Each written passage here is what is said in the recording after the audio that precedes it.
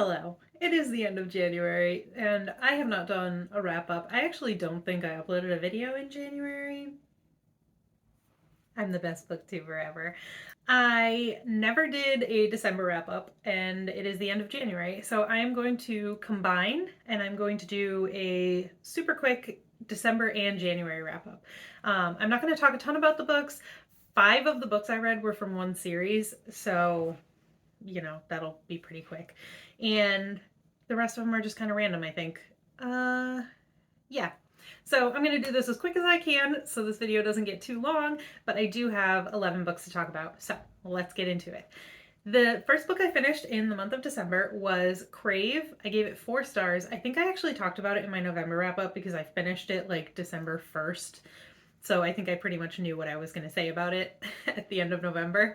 But I did finish it in December. I gave it 4 stars.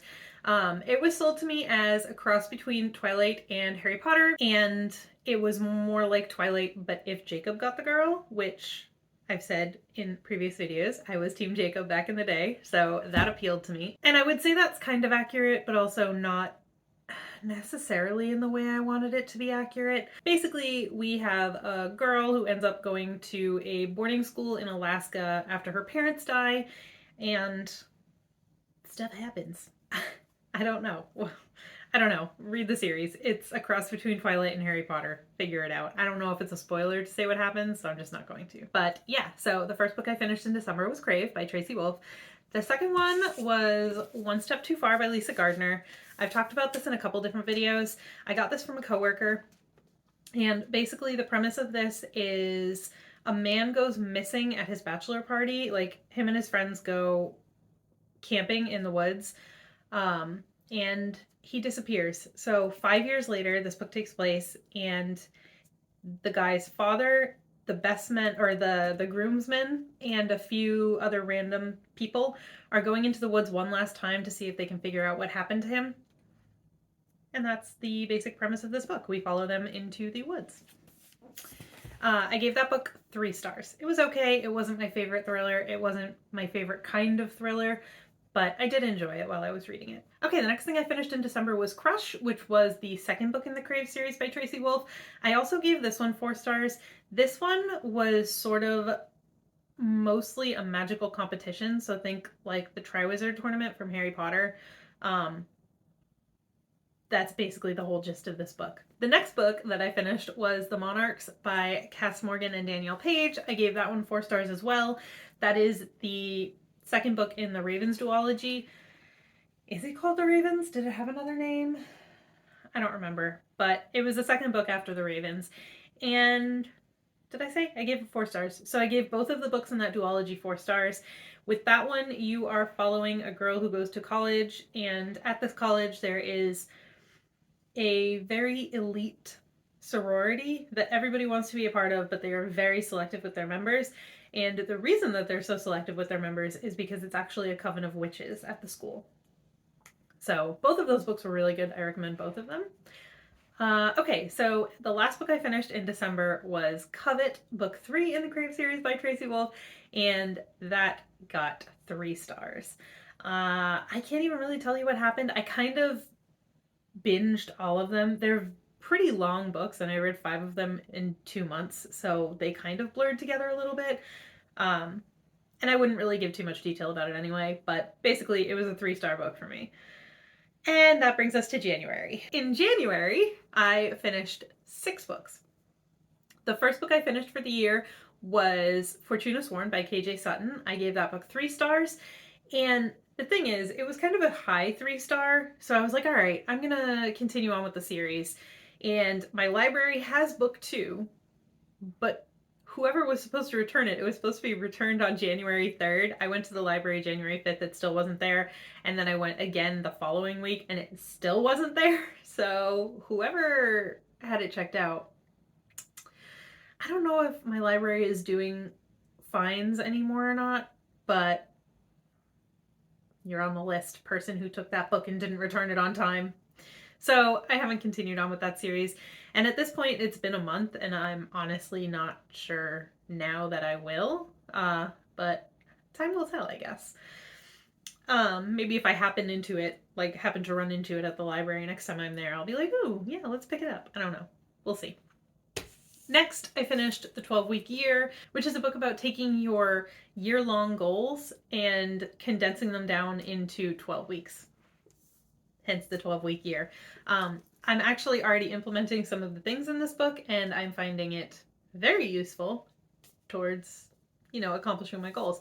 I like it. I recommend it. It's kind of dry. Like, it's not the most exciting book to read, but it's also very, very short. So if you struggle with keeping your New Year's resolutions or your year-long goals or whatever you want to call it, I recommend this book. After that, I read Court and then immediately followed by Charm, which are books 4 and 5 in the Crave series by Tracy Wolff. They were both 3-star books for me, and by the time I was done listening to the audiobook for Charm, I was kind of over it. Like, I know the next book, well, I think the next book comes out this year, but I don't know if I'll be continuing. Like, book 4 was kind of okay for me. Like, I felt good about leaving the series there, and then book 5 just kind of goes back into the past, into something that happened. And after that, I was really just kind of like, all right, that kind of answered the questions I had left about the other books, so maybe I'm just kind of done. Like, I think I'm okay to leave it there. We'll see. Like, maybe, I think it's going to be an 8-book series, if I'm not mistaken. Maybe if the next book gets really good reviews or people say it's really good, I'll pick it up. But for now, if I'm done with that series, I think I'm leaving it in a good place. Like, I'm okay with where we're at in the story. So that's it for Crave. Then I read The Final Gambit by Jennifer Lynn Barnes. It's the 3rd book in the Inheritance Games trilogy. Is that the name of that series? I don't know if any of these series actually have names. I gave it 4 stars. I thought it was a decent conclusion. It wasn't probably my favorite in the series, but I still had a good time with it. I think it wrapped up really well. And I would still recommend that series to everyone. I think I gave all 3 books 4 stars. So overall, it's a 4-star series. I enjoyed my time with it, but I am glad to have wrapped up a series finally. And then the final book that I read, I just finished today. That is Punk 57 by Penelope Douglas. This book has been on my radar for a long time because the premise sounded interesting. Basically, these 2 kids get paired up as pen pals in 5th grade, and then they, like, when the school year ends, they just kind of keep writing to each other. And this takes place in their senior year when they finally meet each other and things do not go as anticipated. So it is Penelope Douglas, so there is some spice in there, but the story is pretty good on its own. Like, the spice doesn't take up the whole book, if you know what I mean. And I thought the story was entertaining. So I enjoyed it. And I did actually enjoy that it wasn't like completely just smut the whole way through. This was the first Penelope Douglas I've ever read, and a lot of her books kind of don't really appeal to me in summary. But I do enjoy her writing style, and I think her pacing is good and everything, so I would definitely pick up something else by her if I can find one that sounds good. I don't know. Like, this one I really wanted to read, and it still took me this long to read it, so I don't know. If you read Penelope Douglas at all and you have a favorite, let me know. Because I am interested in picking up some more of her work. I just have to find one that I kind of connect with, which is hard to find.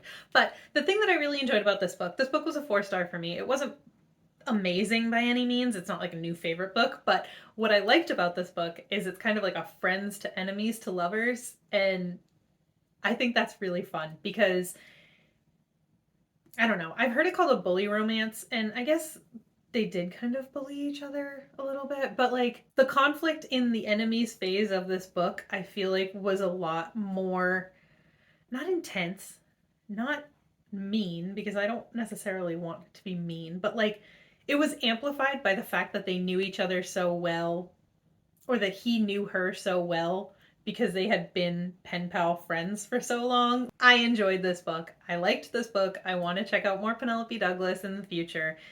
And I guess that's it for this one. All right, so that's it from me today. Those were all the books that I read in December and January.